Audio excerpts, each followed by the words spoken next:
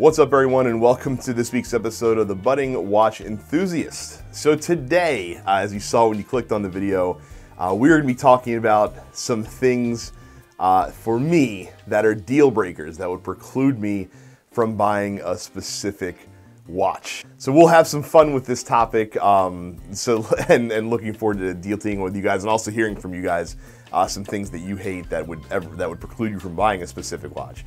Before we get into that, quick wristwatch check. I am wearing my Christopher Ward C65 Trident Pro GMT.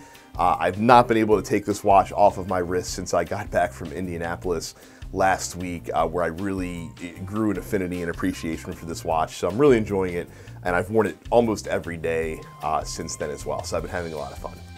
So deal breakers. So again, these are not pet peeves. These are not, annoyances that I can get past and still enjoy a watch. These are things that if I see these in a watch, I'm not buying that watch. These are just things that I can't get past, that I can't abide in a watch that I'm going to own. And so we will share those with you as well. And again, before we get started, I can already hear the comments. I can hear the keyboards clicking. I can hear the comments. There's going to be some stuff in here that I might not like that you guys like. Just remember that when it comes to stuff like this is very much to taste. This is very much my personal taste and my personal thing. Not saying that your watch tastes aren't as refined. If you enjoy some of the things that I don't enjoy, again, these are my deal breakers for me personally, and you can tell me in the comments why I'm wrong if I mention something that you happen to like that I just can't possibly stand. So these are in no particular order. Let's have some fun. Let's get into it. The first one that I'm going to talk about here today is when you have a watch. And that watch, let's set an arbitrary price of $300 or more. But a watch that's $300 or more, that's a mechanical watch, that's an automatic watch, but it doesn't have a hacking feature. So look, hacking is one of those features that's a nice luxury to have, and that we kind of take for granted a little bit with automatic watches. I'm also very particular when I go to set the time of a watch. I like to set it to atomic time. I like to line it up to the second. And I know that's kind of dumb because, most watches are running fast or slow. So, within a day's time, like, I'm not going to be in line with that, but there's just something that's satisfying about setting it up that way in the first place. And of course, a hacking feature makes that very easy to do.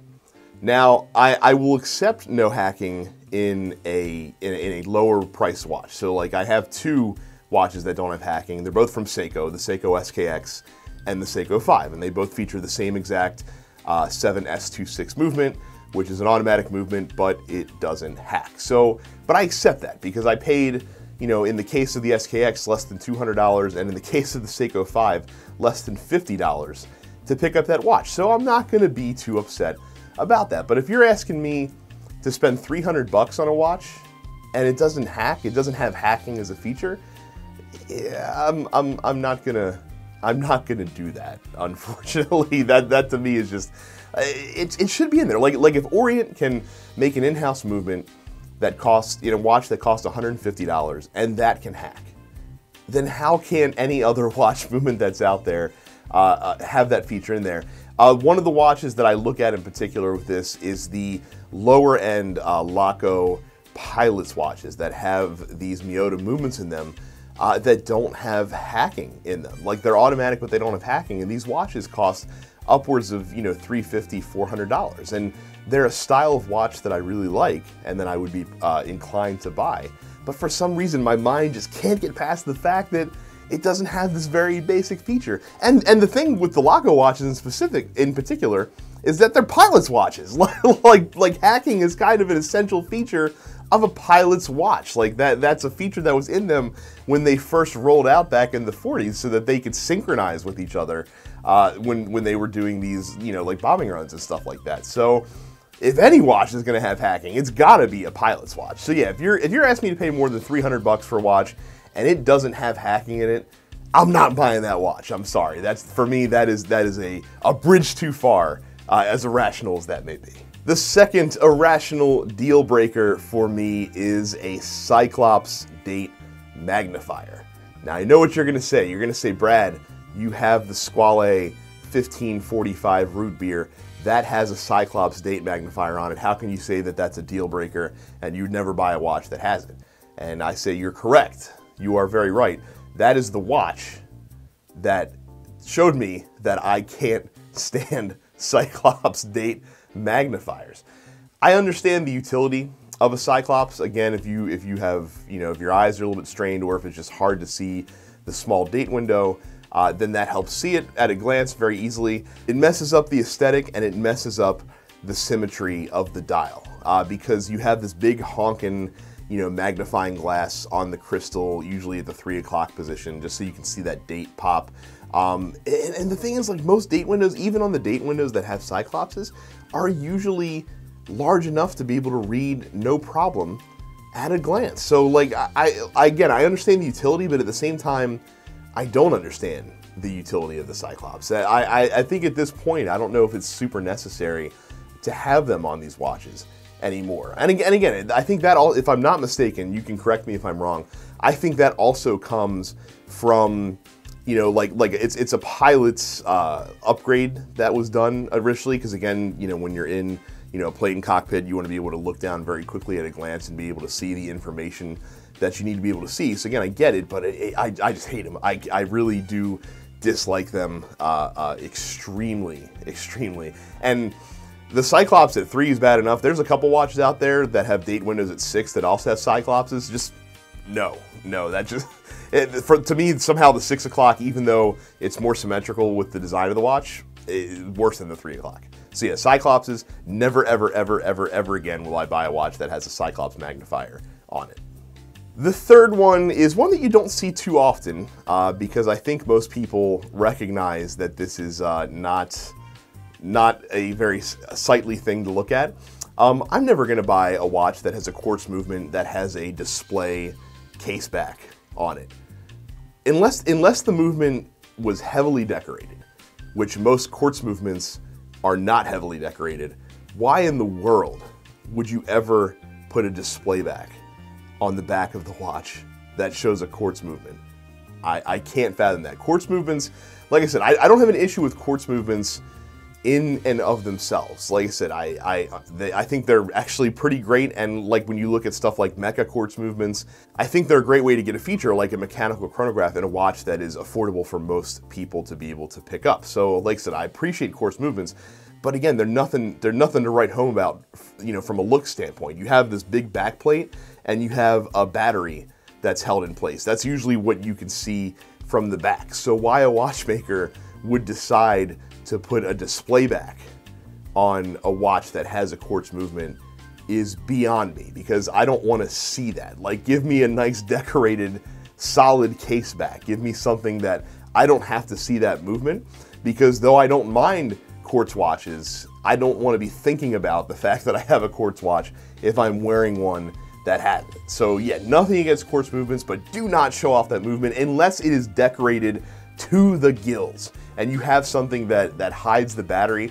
Then I'll take your display back and I'll take a look at it then. Otherwise, cover that thing up. I don't need to see it. Number 4, this one's probably the biggest one for me. I despise when watchmakers have a dial that has some features on the dial, like a date window or a day window or chronograph registers or something like that, and they cut off the numerals that are on the dial.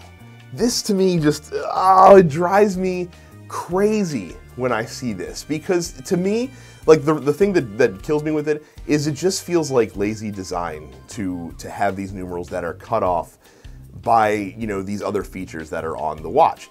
Now, in most cases, this is actually really intentional. For some reason, a lot of watchmakers think that this is a good look for a watch. And again, someone's gonna have to explain to me why that is, because I've never seen a watch dial that has numerals that are sliced off by other features of the dial that looks good. Like it sticks out like a sore thumb whenever I see that stuff.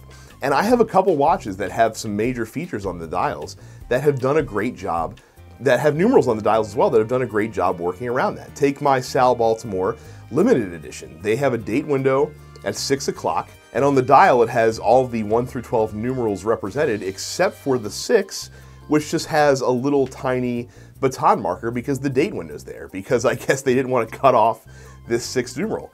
Also look at my Hamilton khaki field as well. Again, a watch that has a day and a date window. And the way that they got around having to cut off numerals is just make the 6 a little bit smaller so that it can rest underneath of the date window.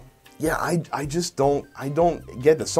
If you are out there and you enjoy having cut off numerals on a dial, you're gonna have to explain to me why that is. And look, if it's a dial that has a ton, like if it's a chronograph where you have a ton of subdials and registers and stuff like that on there that is gonna necessitate cutting off numerals, how about just don't have numerals on your dial? Like I get why you might want to do it.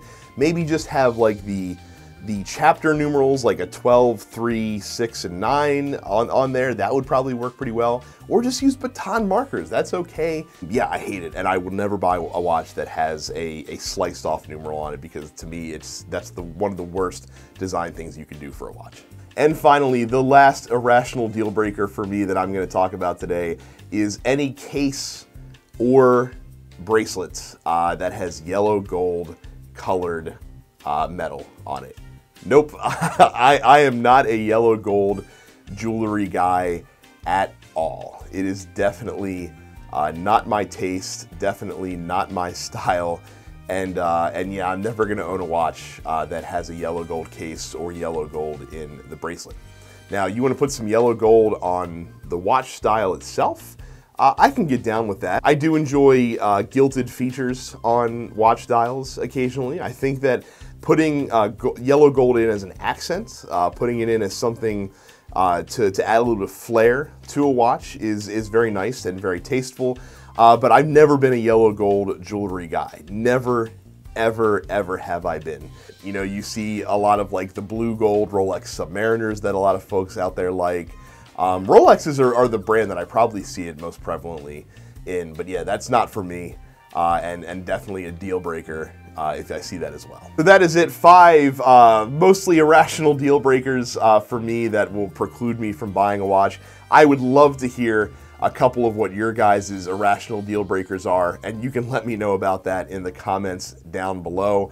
I thank you guys very much for watching this video. If you found it entertaining or informative, do me a favor and hit that like button that's right below. Also click the red subscribe button and ring the bell. That way you never miss an episode of The Budding Watch Enthusiast when I post these.